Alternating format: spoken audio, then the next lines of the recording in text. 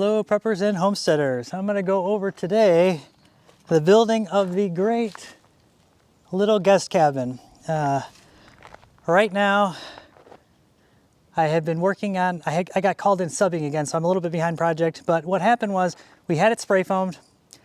Thought spray foam was going to be the cure-all. It was the easy button. Buy once, cry once, you know? And I've had quite a bit of problems, and I'm going to go over that right now. Okay, I am right in front of the building, and just above me are the windows, and I want to show you up there. Now, if you can see those soffits, biggest problem I had, there must have been some foam that got behind some of the trim, and there's gaps up there. And in those gaps, they literally run the whole length down here. So after they did the job, I noticed there was some spray foam sticking out of there, and I didn't think much of it. I went up there and trimmed it. Didn't realize that the spray foam that was coming out came out about 1/4 of an inch, and it spread that soffit material down the whole soffit here.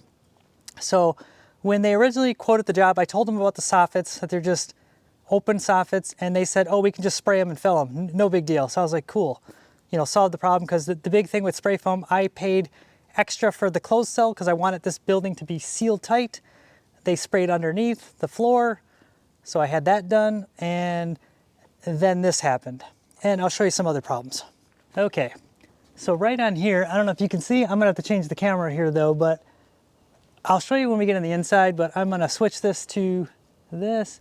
You might be able to see these soffits right here, especially right here. You ever use the cans of spray foam and you spray it and it comes out this big, and then you come back later and it's this big? Well, the closed cell that they use is really strong, and it punched out the soffits here and bent it down. So like if you look, it looks curved. I don't know if I'm going to be able to even show this. Maybe you can see.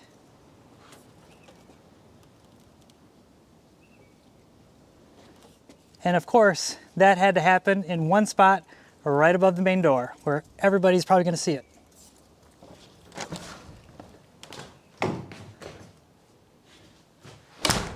So what's so bad about that problem? Well, besides the damage to the outside of the soffits, which I didn't get mad at the spray foam company. I mean, I've used great stuff. It's kind of unpredictable. Yeah, they're supposed to be professionals, but back when I was a kid in the 80s, there was a word started with an S, and that happens. So it happens. And it's one of those things, it's just cosmetic. I wasn't gonna get too upset about it. But one thing I didn't realize, I started working in here, started putting the wall, as you can see behind me, started doing the knotty pine. Got this all done. Looking good, smells good in here. And then I got called in last week to substitute teach.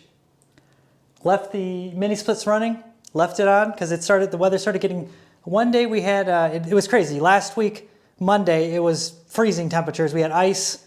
You know, top of the rain barrels were frozen, and a week later, it's 90 degrees. Today is Saturday, it is 90 degrees. Crazy.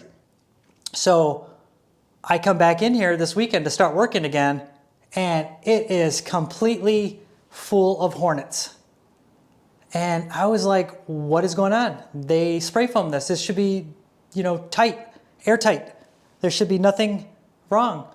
So last night, I had Jenny take a flashlight, and she went around the outside, shined it up in the soffits all over the place, and I got up in a ladder in here, and all of a sudden I was like, holy cow, like there would be a glob of foam. Behind it was the soffit seams that spread apart. So there's a big up here, and up here, I don't even know if I'm still seeing this, but I went up here, and there was just gaps down there. So I took probably another $100 in cans of spray foam, and I had to go up in there and fill all these. And it took me 2 days, 2 nights total, because I think we started this Friday maybe. And a combination of going up there, spraying, waiting for the next day, shining the light, coming back, and I think it's good now. So I haven't had another hornet in here for some time. I don't even have ladybug Asian beetles in here, which I had a bunch of those too. So they're all coming in from those soffit cracks. And it even happened on this side. But I'm going to show you this because this is the dilemma I have right now. Spray foam, the negatives, you know, you got the cost, it's expensive. It can damage your structure by expanding, which happened. Depending on your installers, the building, how it was built, this might have been difficult, I don't know. They missed a lot of gaps and it's not airtight. I bought commercial cans of spray foam, which are not the greatest. I filled the gaps, but I used a combination of, they call it tight foam, which I'm assuming is supposed to be closed cell foam. But just to give you an example, this is the closed cell foam. Like, it's hard. Look at, I can't even, this is the tight foam. You know, it's softer. And then I even did some of the yellow, some of it came out yellow too. Depending on the tight foam came out white. The other foam, some of them come out yellow, like brighter yellow.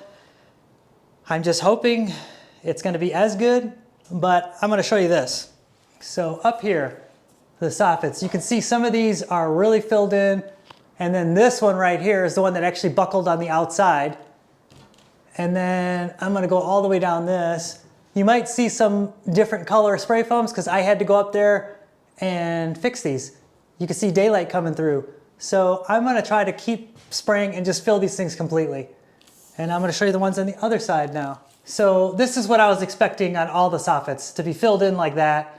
I think when that one buckled, he got a little cautious. And then this one, you could see I filled in. And then this one's got a bigger gap. This one's got a really big gap. So does this one. They all have big gaps. And then down here, this one, I filled it mostly in myself with cans of spray foam. And then we'll show it from the other side just so you can see a good example of how the other side looks. Lots, like right there, this one directly in front of me is the one that buckled. These two buckled, the outside, and then this one, there wasn't enough in there. So one of the things I would recommend, I'm easygoing, you know, easy like Sunday morning kind of thing. I went out here and I nitpicked a little bit to the spray foam guy. Maybe you need to like really just go in there and micromanage. It's your money.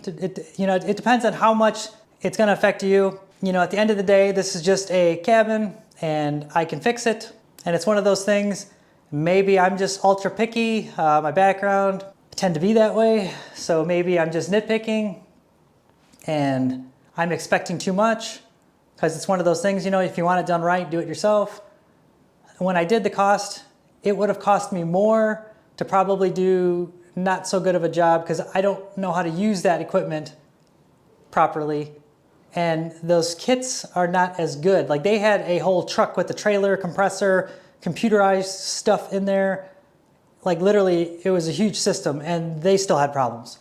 So, and nothing came out, you know, perfect. Like if you look at the spraying, it's not super uniform. It's not bad, you know, but it's not perfect. Like if I was just gonna paint this like black, it probably wouldn't look the best, but they knew that I was gonna cover it up. So some of the things to consider when you're gonna do, if you're gonna do spray foam is they might miss spots.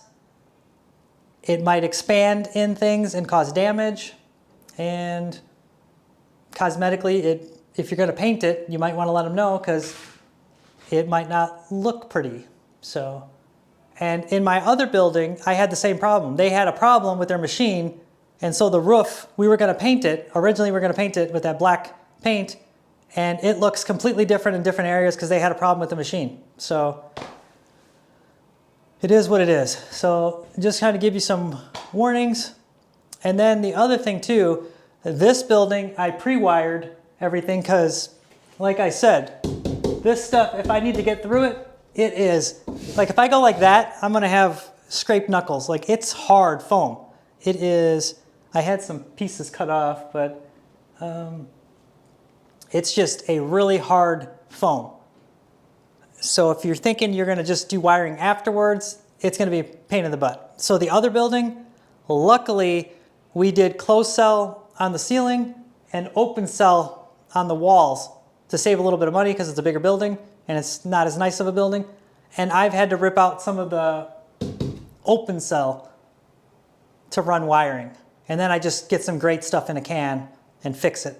So hopefully this was helpful. I'm not trying to scare you away from doing spray foam, but you know, at the end of the day, this is just a structure. This kind of stuff, you know, is more homesteading.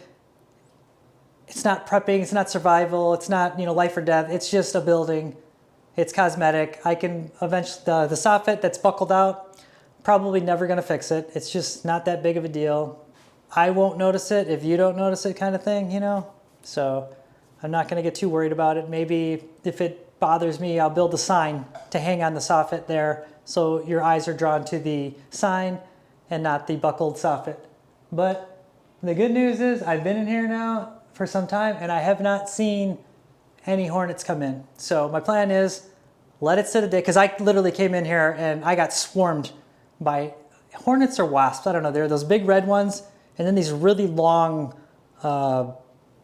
black ones. They're all over the floor in here. Like I literally, it was close quarters, hand-to-hand combat. I literally took these gloves and just punched them into the wall. I just snuck up to them and jabbed them and smashed them into the wall because they were flying pretty slow.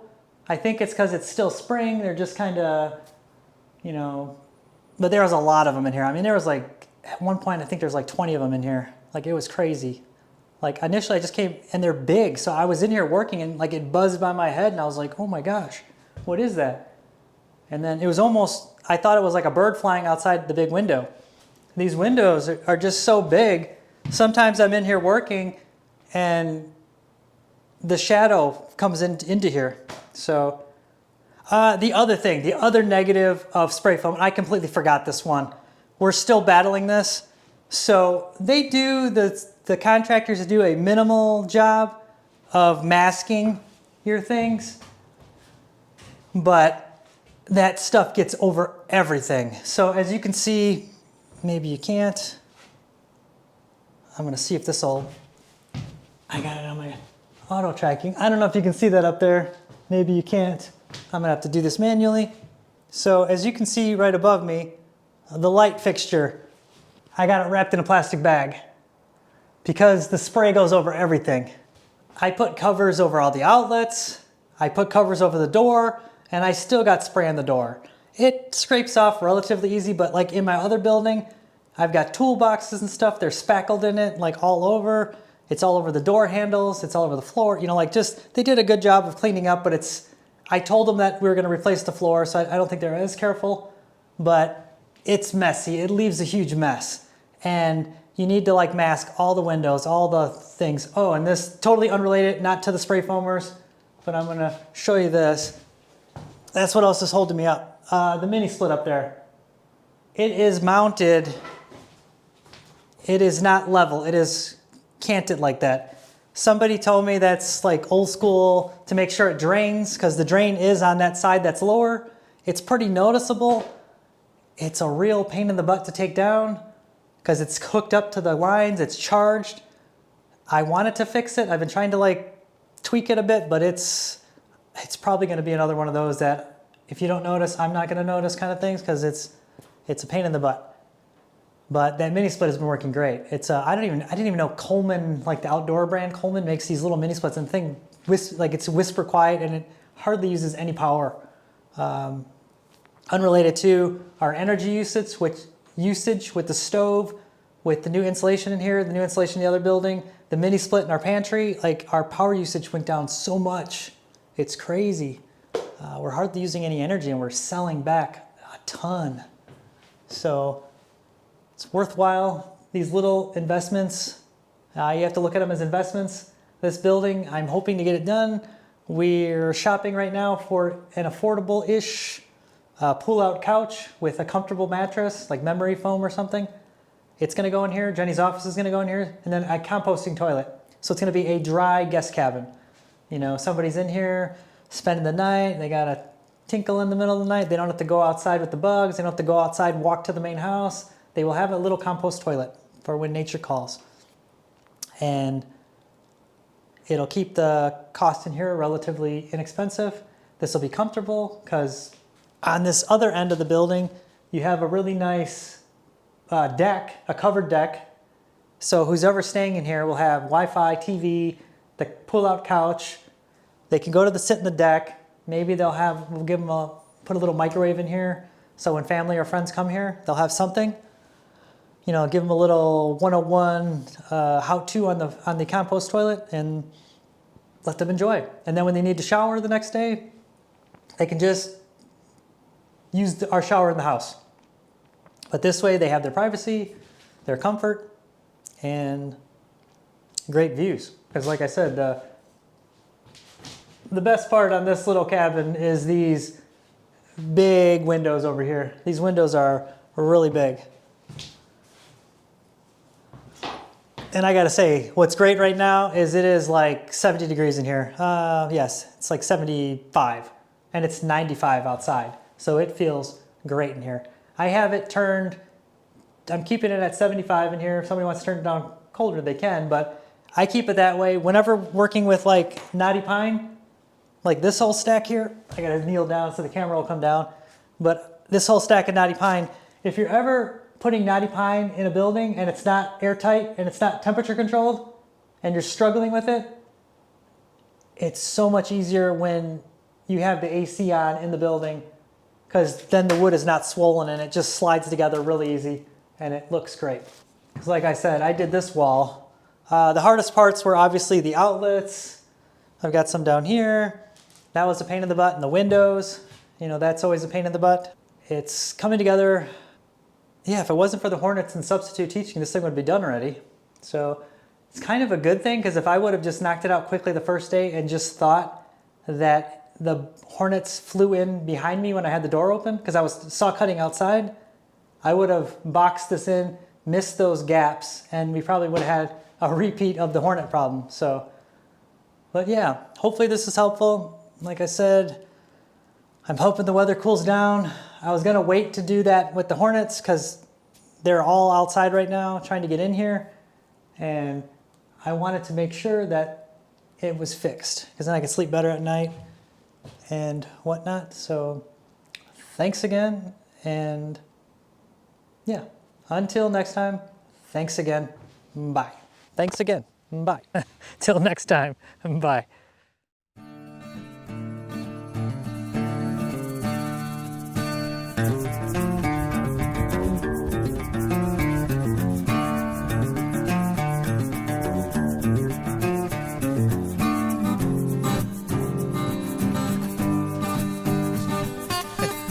Big camera.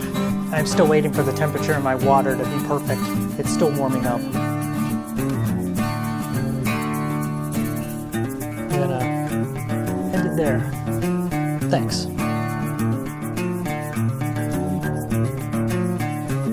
Like and subscribe. I gotta support this shirt because it was a gift. I love it. Thank you. So thanks again. Bye.